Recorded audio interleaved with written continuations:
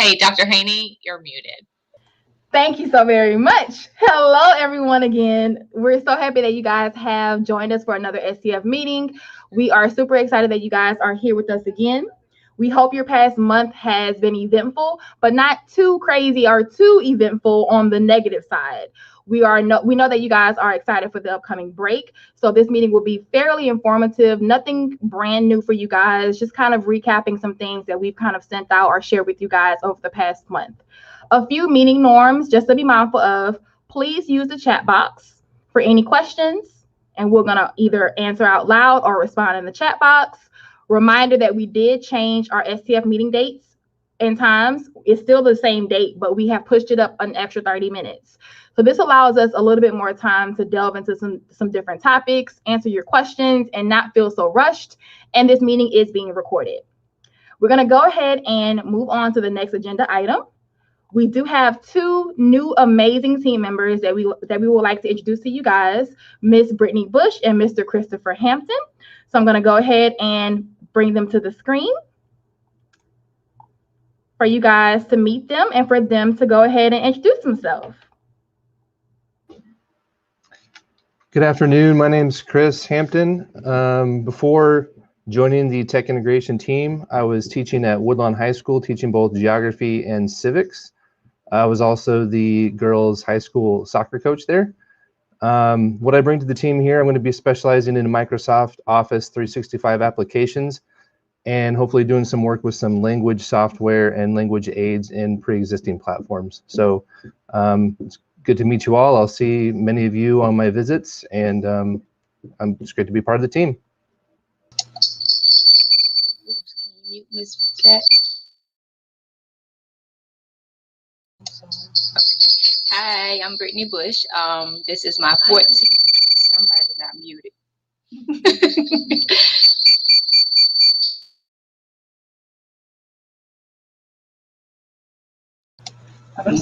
I'm muted. Hi, I'm sorry. I'm Brittany Bush. This is my 14th year in education, and I'm coming from Capital Elementary. For the past 12 years, I had a STEM club, and for the past 2 years, I was the STEM teacher. So we did coding and robots, and hopefully I can help the district push this out so that elementary students can start coding a whole lot more because it's fun and it teaches the kids these critical thinking skills that they need to make it in this 2020 world. So I'm just happy to be here. Thank you, guys. We're super excited to have y'all join our team. We're going to go ahead and move on to the next agenda item. So I'm going to shift over to Mrs. Gath. Our next item will be, we will cover Destiny Resource Manager as well as the Google initiative for this school year.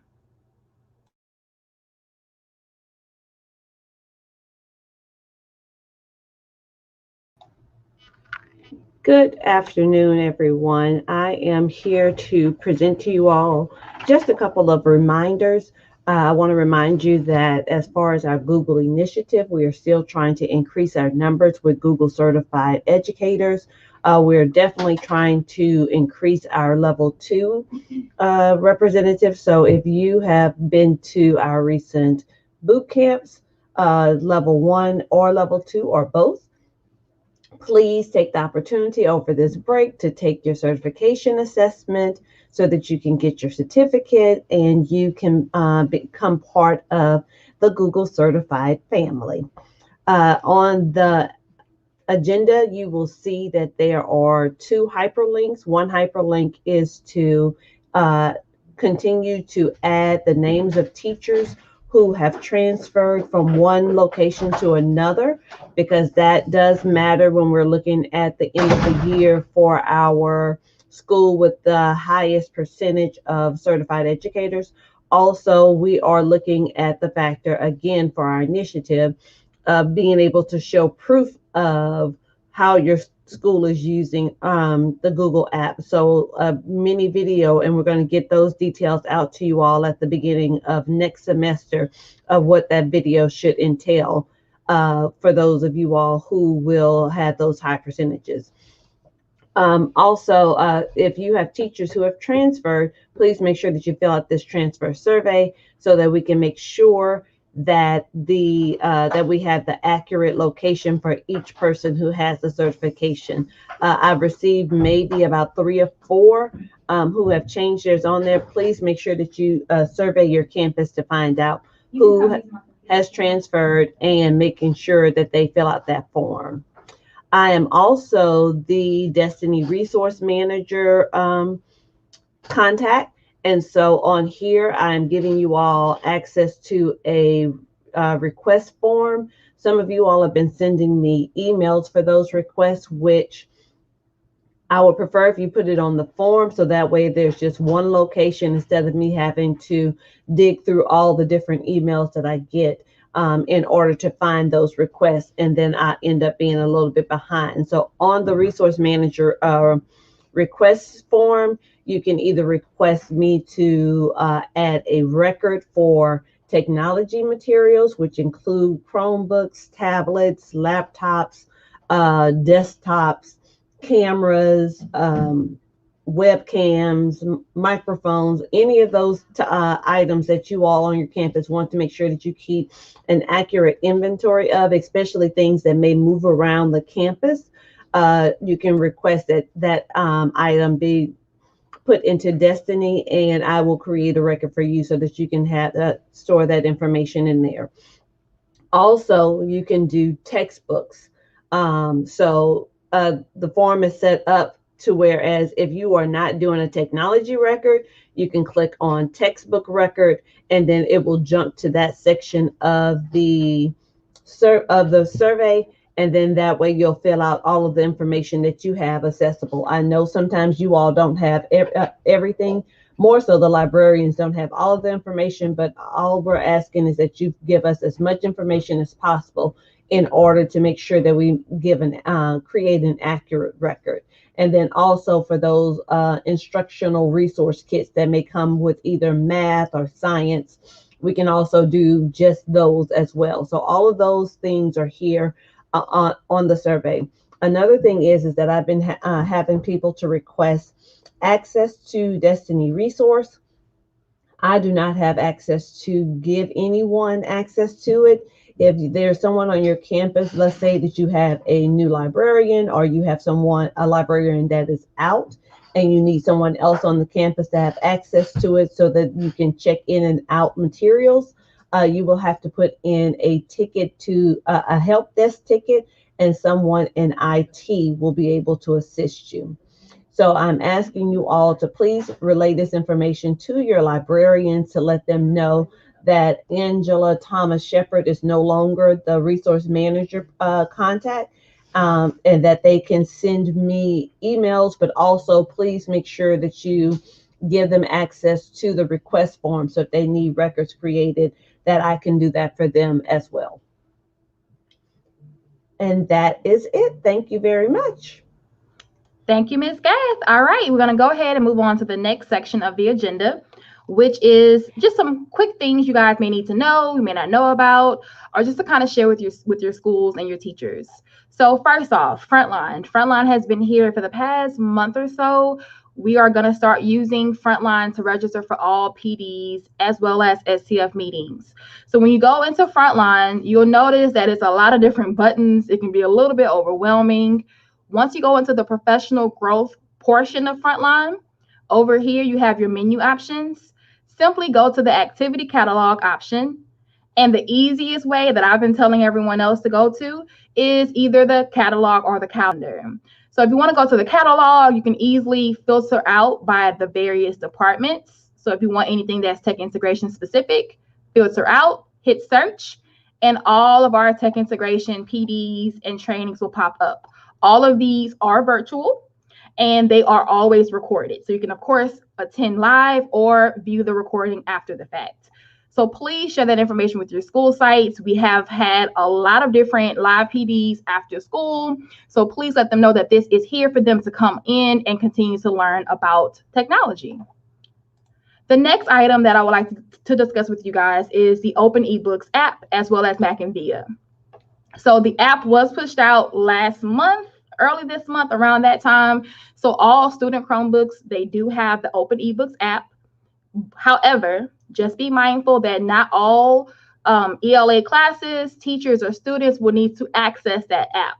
Kenna Managna in the Curriculum and Instruction Department has created a really helpful spreadsheet for you guys to access to see which novels, which pieces of text will be used and in which platform. So you have Mac and Via, you have the First Book ebook app. So just reference this sheet, I should say, and share this with your librarians if you're not the actual librarian, or with your ELA teachers, for them to come here and reference and see which novels or which platforms they're going to go to access the various novels. And I also have a short walkthrough video on how to locate the app on the Chromebooks, because it can be a little bit tricky. So I have that video right there for you guys as well. And last but not least, we do have some updates to our website. So we are slowly changing some things on our EBR EdTech website. So when you go to the website, the first thing you'll see is this little header that says brand new on-demand EdTech PD. So as we are recording our live PDs after school, or doing different screencasts, or hosting boot camps, I will post all of the recordings in a one-stop shop for all of our EdTech PDs. So this will only house our EdTech PDs. It will not house any of the CNI PDs, HR, ESS, only EdTech. So when you come here and you click on the button, it will bring you to a couple of different choices. So you can, of course, narrow down by Nearpod, Google, virtual and hybrid teaching. It is still being built out, so it's not completely phased out just yet. However, we do have the beginnings of the Level 1 Google Bootcamp on here. So you can come to the Google Bootcamp icon, click on Level 1 certification, and watch the videos that walk you through the different tasks that are available in the Level 1 Google certification assessment. So that is right here for you guys. I'm going to continue building it out. Excuse this little double header. I don't know why it's the same thing, but we will continue building that out over the next couple of weeks so that you can come here and go through a self-paced bootcamp for yourself. So that is our EBR update for our website. We also have on the homepage a new feature, which is called our EdTech Spotlight. So if you have some really great things happening at your school and you would like to share it with us as well as the districts, please let us know. Come to our EdTech website, click on the little button right there, and complete the Google form. I will receive an email and we can go ahead and give you a shout out at the principals meeting as well as on our website. So let us know what great things you guys have going on at your school sites. All right. Next up, we have Ms. Washington with smart boards and active panels. Good evening, everyone. For the active boards and the smart boards, two quick things. First, our tech integration department, or our IT department, also known as our informational technology, we don't supply the cards. Unfortunately, if we had them, of course, we would give it to you guys, but we don't have those available. So such as HDMI, splitters, audio cables, printer cables, any of those cards that your teachers are missing and are in need of, we don't supply that. So make sure if your teachers, need those cards, we have each school, I know they have a room full of cards that may be hanging around. Now, if the technicians come and they have it in their car, they may give it to you, but they are not required to give you those cards. That is the school's responsibility, unfortunately, to provide those missing cards. And just make sure your teachers at the end of the year, especially like those HDMI and those splitters, that they're accounted for, because they should continue to have it in their room each year. But I find sometimes they don't have them in their room. It's just missing. So just wanted to remind you guys of that. We don't supply those cards. If we have one freely available, of course, we'll give it to you, but we don't really have, we're pretty much out. We don't have anything. So we're not going to be supplying cards. And just a reminder, I know a lot of us have the active panels or the A&E boards, and some of those new boards are going out. The power supplies, things like that are going off. You look at it as like a TV. When you're not watching your TV, most people turn it off or it goes to sleep. Make sure your teachers are turning those panels off and not leaving them on when they're using it. Use them to prolong the life of them, because I think our A&E boards only come with a 2-year warranty. And of course, the Prometheans, they come with, I think, up to 5 years. So to prolong the life of the boards, make sure your teachers are still, even though they're the nice, more fancy boards, make sure that they turn them off when not in use. That just preserves the life of the boards, and they won't have those issues. And also, if you have some teachers or with some active panels, if you can start updating those. But we are getting something in place to send those automatic updates, but I don't know when that will happen. So in the meantime, you can manually update those boards. If you need any support, you have any questions about the active boards or the panels, definitely reach out to me at N Washington 1, and I'll be glad to assist you. Thank you, Ms. Washington. All right, next up we have Ms. Shalette Patan and Ms. Bush with some Hour of Code resources.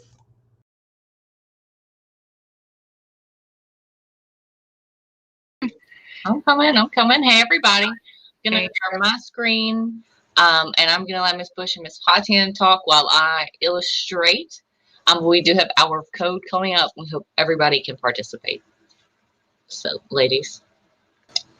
Okay. So as you see on the website, we have a brief description of what our code is at the top. So our code usually always takes place in Computer Science Education Week. This year is December 7th through the 13th. So we have put together some activities that you can tweak and add in your classes. You can scroll down by me. All right, so the first thing we have is this choice board. So on this choice board, it starts from the beginner level of code. So Hello Ruby is actually an unplugged activity. So you don't need a computer for it. You just go through and watch the videos. It's from a book. So they'll give you like things that you have in your class or at home, like maybe rubber bands or pencils, and you kind of make your way through mazes. So the kid would set it up. You said, huh? Oh, so the kid would set the whole maze up and then kind of give you directions to go through it. So you can do this at home without a computer. And it starts there and goes all the way down to Code Combat. So the middle school and high school students can kind of play with that. They can also play with Hello Ruby, and I promise you they'll love it even in middle school and high school because it's fun and it just puts those critical thinking skills to use. So the videos on this what is this? This choice board. So the videos are it's for teachers. So you would have to go through and you can watch the videos just to see how you can implement it in your classes. If you wanted to tweak it and change those links to something that the students can watch, remember it's totally editable and you can change it as much as you want to. Okay. You have something? All right, yeah. Just make sure to, like you said, we put a big button right here. Ms. Bush made this, but you can click it and make it your own copy just by clicking that button. You definitely want to let us know and code.org if you're going to host an event. It doesn't just have to be your computer science. If you're an ELA teacher, if you're a social studies teacher, anybody can include. They've got something for everybody. Right here, we're building out kind of a Wakelet, and you'll see it update. We've got specific like resources in here. You can go in and look around. And then CS First has tons of activities. So you'll see that tab at the top right here, and it'll take you straight to all the CS First Hour of Code activities. And this is just simple stuff. CS First, also same idea. They have activities that are like print friendly, unplugged activities, all the way to like coding with Scratch. They have it broken down by time and grade. This one's super popular, like create your own Google logo or animate a name. And these actually share straight to Google Classroom. So if I click on one of these, and this is what I select, I can share this information straight to my Google Classroom. And we've linked all this on the site. Let us know if you have a good idea or if you need anything, and we can add it. But definitely take a look, check it out. Yes, and any schools that requested the CS first unplugged materials will receive them very, very soon. I think Glen Oaks got some of theirs already. So we were just gonna, go ahead, tell us what you're doing. Make sure you register on code.org site, put your school on the map, and tell us, and we can take pictures. And you can put into that show that the spotlight that Dr. Haney was talking about in the beginning. All right, did I leave anything out, Ms. Bush, Ms. Potan?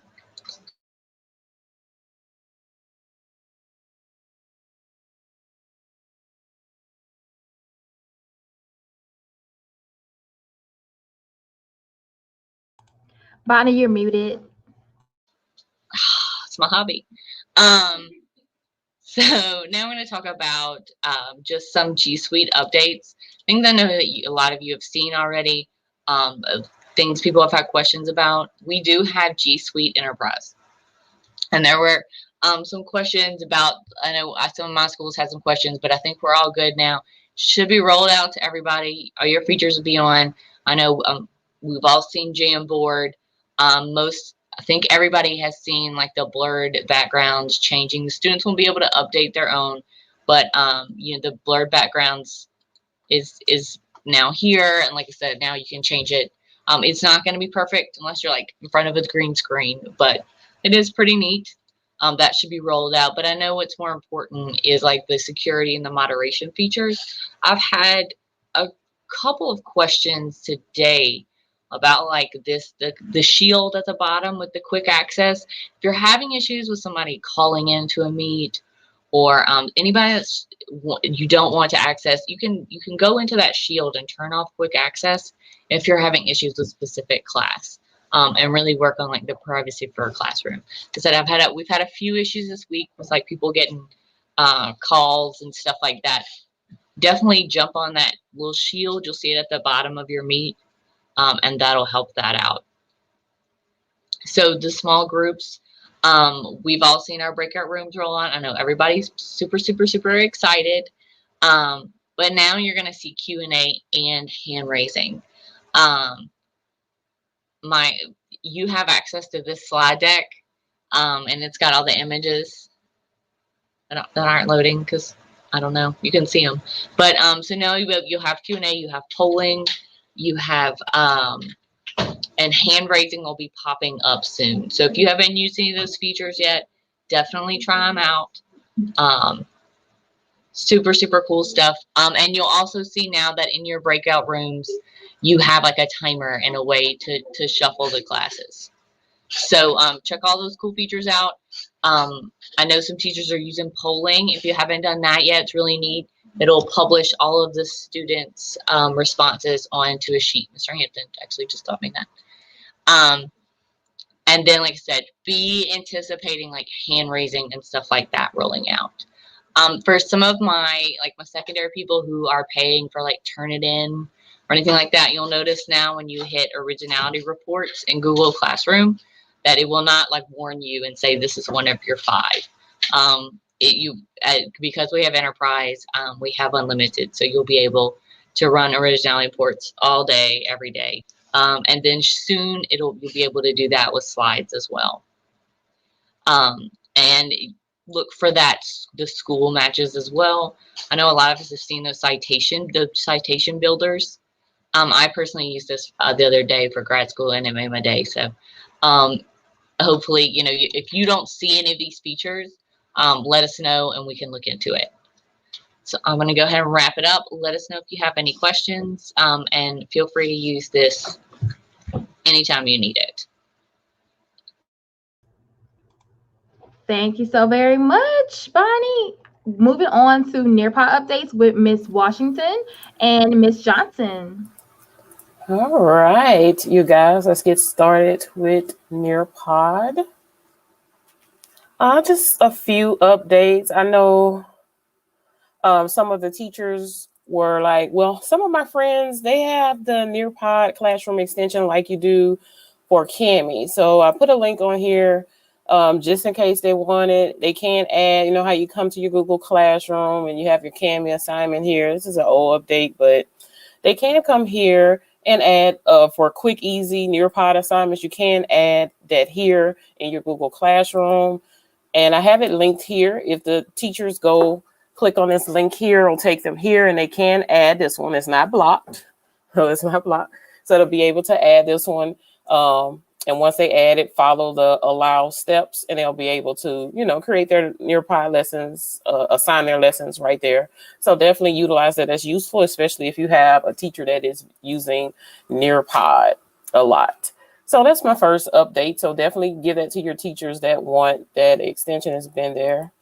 So for part 2, if you have new teachers or teachers that are asking you maybe for some trainings, Nearpod does offer all of these live trainings, or even if the teachers can't attend, if they register, they will get a recording. So even if they know that it's a time that they can't attend, they can still register for it, and afterwards they will receive the recording so they can go back through the lesson, and they have some good ones coming up. So definitely pass this along. If you have any teachers that are maybe harassing you, saying they need some help, you can send them here, because Nearpod does offer a lot of support with that. So definitely utilize that if you need to.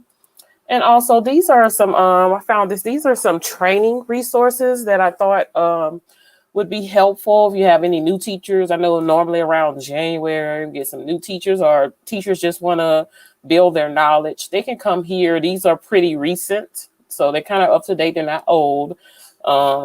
So they can come here and learn some more things about Nearpod, and they have it broken down into the categories, getting started, vocabulary, beyond the basics, even the LMS integrations if they have questions. So definitely send them here for additional support, because I know you guys are busy, and of course, we're busy, but we don't mind doing providing any additional support. If you need any additional support, definitely remember just to reach out to us, and someone on our team will definitely help you. Also, since a lot of our teachers are using Nearpod this year, then encourage them. It's very simple to get certified with Nearpod. I have the application here and the steps. So after they complete the steps, I just want to show you how short the application is. Just a little quick Google form that they submit with the requirements here. So I have that linked, but also I have the steps here if you want to pass that along to your teachers on what they need to do to become Nearpod certified. Is 3 steps. They have to attend a webinar, or they can do a training that's that the district has done. Create it has a guideline for creating their own Nearpod lesson. Of course, you don't have to do that. You can use a Nearpod lesson that's already created, make some tweaks to it, and then submit it. And then, of course, the last step is to launch the lesson to at least 15 students or people.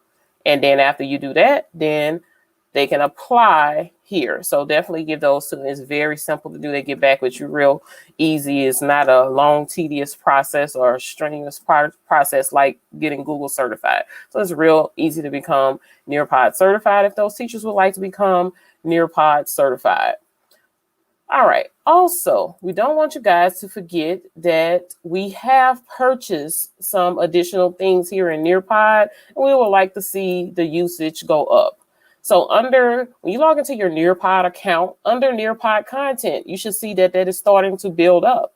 We have our English learners section. We have our digital citizenship, college and career, but most recently added, we have our historical perspectives. So that's for our 6th through 12th teachers. So make sure you encourage the teachers to use that. Those are great resources here that are added that they can definitely utilize for their students. And also we have the social and emotional learning. We didn't order that just for our guidance counselors. We definitely ordered it for everyone as a teachable moment for our students. So our timeout moderators can use it if you're having kids with issues. So we want everybody using it, just not our guidance counselors. Teachers can use it as teachable moments. So definitely utilize those things, because just remember, these were additional add-ons that were purchased. You know how it goes. If you don't use it, you lose it. They'll take it away because they wouldn't feel like it's beneficial to have it because no one is using it. So just make sure you encourage your teachers to use those new add-ons, because they did pay an additional cost, and we don't want to lose those features. All right. Also, just a quick reminder, If you ever wondering what's going on with Nearpod, you can always go to status.nearpod.com and it'll keep you up to date of what's going on. So they've been pretty good. And if you run into anything, just let us know. And I'll definitely send an email to my contact and see what's going on. And also, if a lot of our teachers are using Nearpod, if you want to provide feedback, I like to provide feedback, give them suggestions. They do take your suggestions. You can definitely click on this link and provide them with feedback of some things that you would like to see in Nearpod. Definitely send it to them. Things you would like to see, click on that link and add your suggestions there, and they'll be receptive to your feedback. All right. If no one has any questions, we're going to go ahead and move on to Kurzweil. I am done with my Nearpod updates. Thank you, Nikki. What an informative presentation. I always love your things. Okay, so just to give you all some updates, y'all know I'm a kindergarten teacher, I can't help it. Just to give you all some updates on Kurzweil, we now have a single-use login with Google. Once you get to the sign-in, rather than going through the other route with clicking the link, you may now use the single-use sign-in. They're going to have 4 permission screens to pop up. You need to grant permission to each one of those screens. This is a one-time request. Once you request and get that permission done for that one single sign-on, then you don't have to do it again. I've attached in the Google Classroom this step-by-step guide, and here it gives you the screenshots of those permissions that need to be accepted or allowed so that you can use the app. In addition, it also has the steps in which you need to create assignments, or teachers need to create assignments to give to those students, and it is now synced to the Google Classroom. If you need any additional assistance, I am here, and like Ms. Washington said, this app is a great app to use, and if we don't use it, then we will lose it. You can reach out to tech support. They can actually do a remote help for you. I've tried it before. You have to be on the phone with them before you use it. However, they're very helpful with assisting you with any type of technical glitches you may have.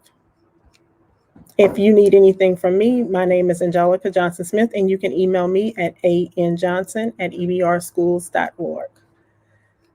Thank you. All right. Thank you, Ms. Johnson. I love the new Kurzweil easy sign-on. It's amazing. So let's go to Clever first. There's a few quick updates that are happening with Clever. First is the PDF viewer. So just to have another portal for communication for our students, there is in your teacher page, you can now go to your teacher page and you can add PDFs for your students to see. So these can be any take-home, flyers or anything that you need to go home with your students. And as soon as they log into Clever, it'll be there for them to see it.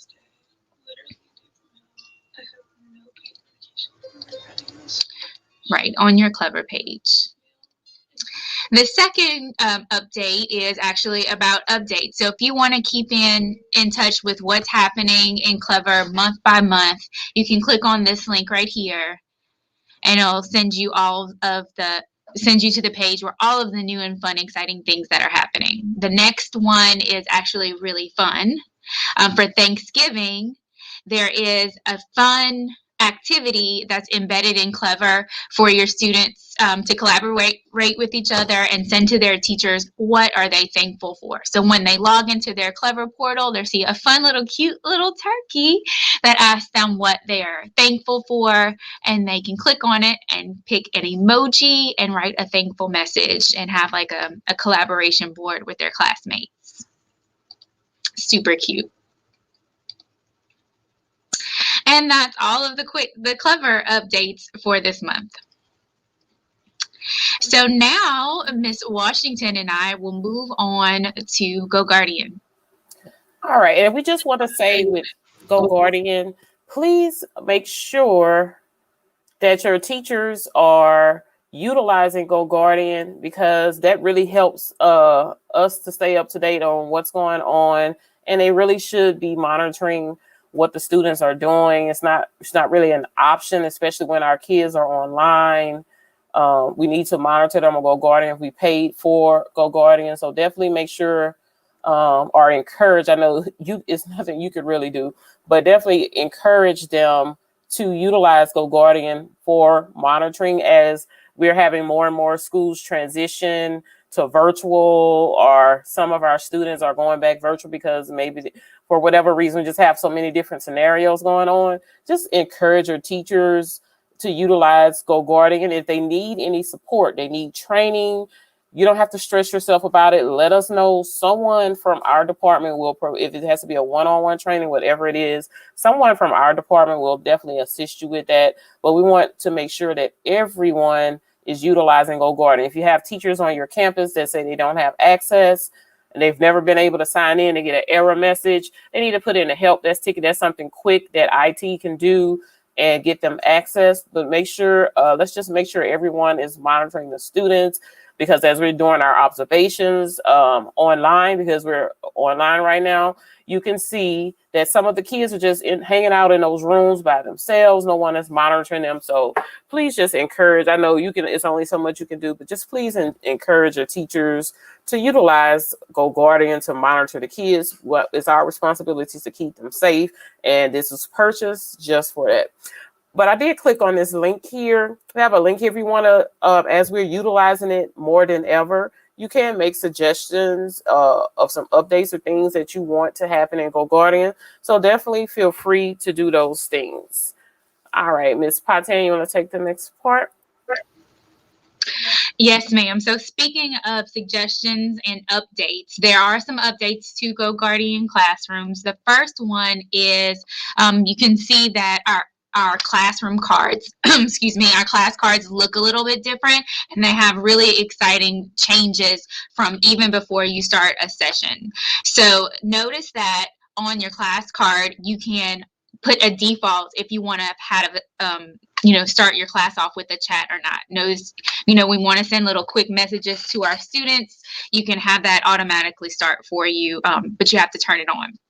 Also on the outside, you'll see the settings bar, and in those, you can view how many active sessions are happening with that specific group of students. You can view a calendar of when that class is going to be scheduled to be monitored in Google Classroom, any recordings that have been taken with that class in GoGuardian. And here you can do some editing of who are the co-teachers and helpers, and even adding students to the class. And from the outside, you can also archive the class really quickly and remove them. So the difference between archiving and removing them, if you are a co-teacher in the class and you decide and you are archiving the class, that makes it unavailable for you and any of the teachers who are co-teachers in GoGuardian to that specific class. If you have too many classes in your GoGuardian, like I do, removing it just removes that class card from your account.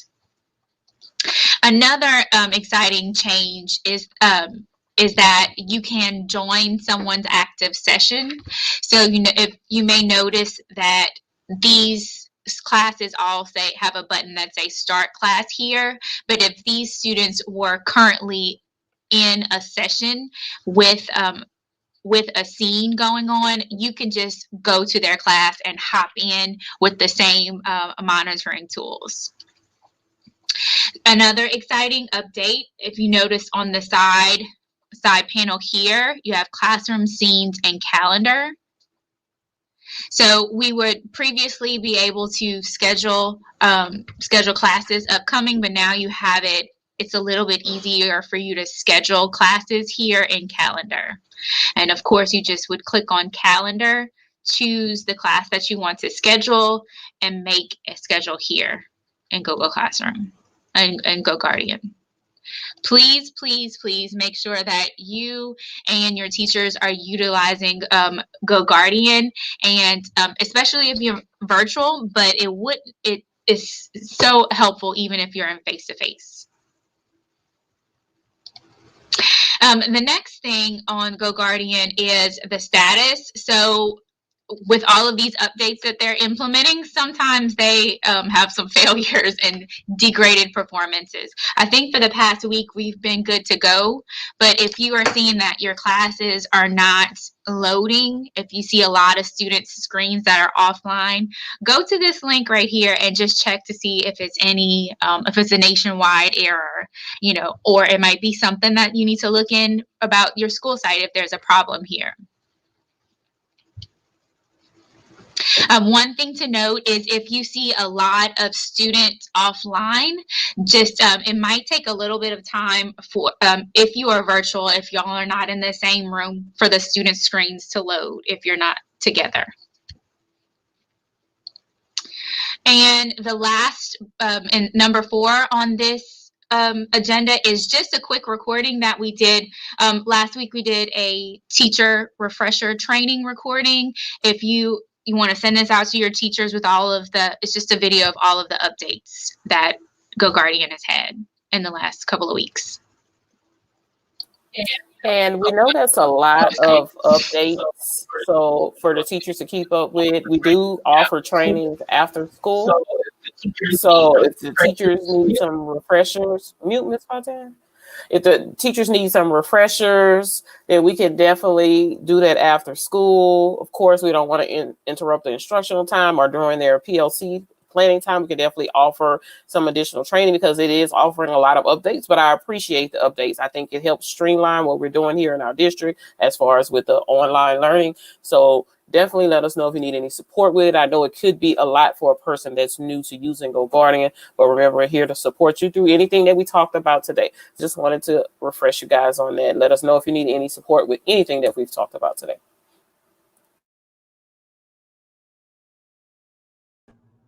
All right, you guys, we are at the end of our STF meeting. At the end of the agenda, at the very bottom, we have the exit ticket for you guys right here.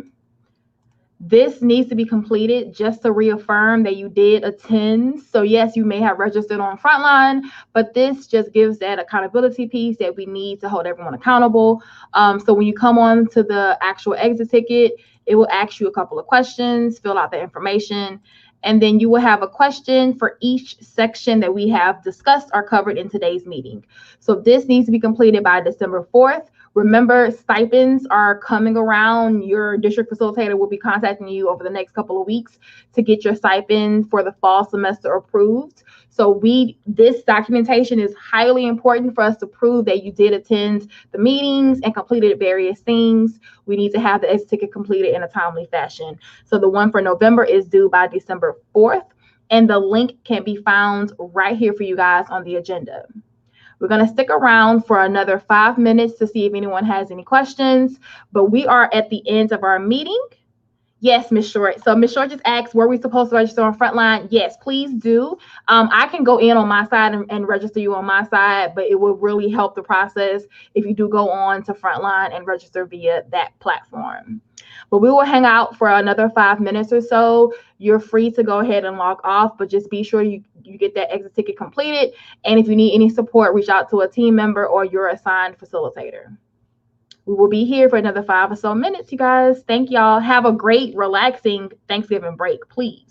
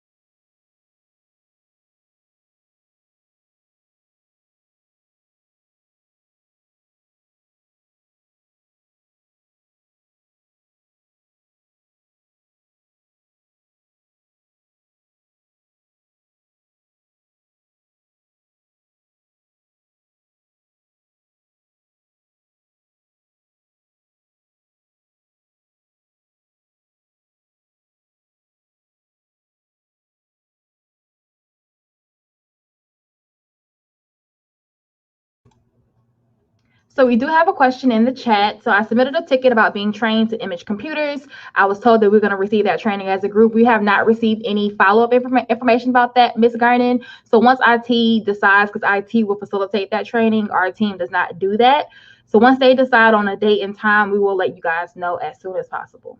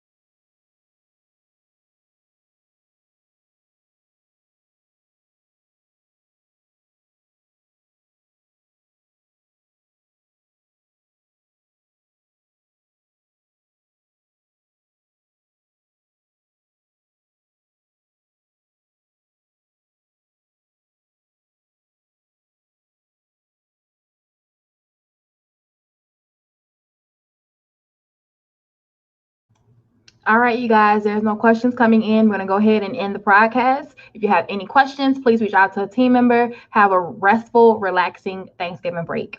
Bye, you guys.